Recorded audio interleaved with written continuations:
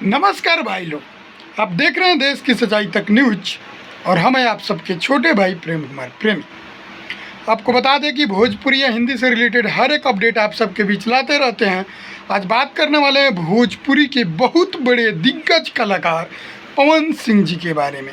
जी हाँ, वहीं पवन सिंह जो भोजपुरी के पावर स्टार किंग स्टार कहे जाने वाले, आज जिनका भोजपुरी में दशहरा जो आता है, आपको बता दें कि एक साल के बाद जो दशहरा नवरात्र आता है उसमें पवन सिंह जी का डंका बजता है।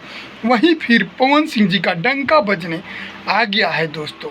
आपको बता दें कि पवन सिंह जी का गाना रिलीज हो चुका है। जी हाँ, तब तक मेरे देश की सच्चाई तक चैनल को सब्सक्राइब नहीं किए हैं तो सब्सक्राइब कर लीजिए और बेल आइकन दबा दीजिए ताकि हर एक नोटिफिकेशन सबसे पहले आप तक पहुँचे और आप मेरा वीडियो को सबसे पहले देख सकें। जी हाँ, आपको बता दें कि एक नवरात्र का सोलो मौसम देवी गीत आ गया है। जी हाँ, मैया मोरिया अंगना में अली भोजपुरी का सबसे देवी गीत, सबसे झकास है। आप लोग गाना को जरूर सुनिए, गाना सुन के दिल पूरा रहस्यमय और गदगद हो जाता है। आपको बता दें कि आशुतोष तिवारी जी उस गाना को लिखे हैं। भोजपुरी के बहुत बड़े राइटर आशुतोष तिवारी जी उस गाना को लिखे हैं। आपको बता दें कि माई मोरी अंगना में अली भोजपुरी का सबसे नंबर 1 गीत साबित होने वाला है।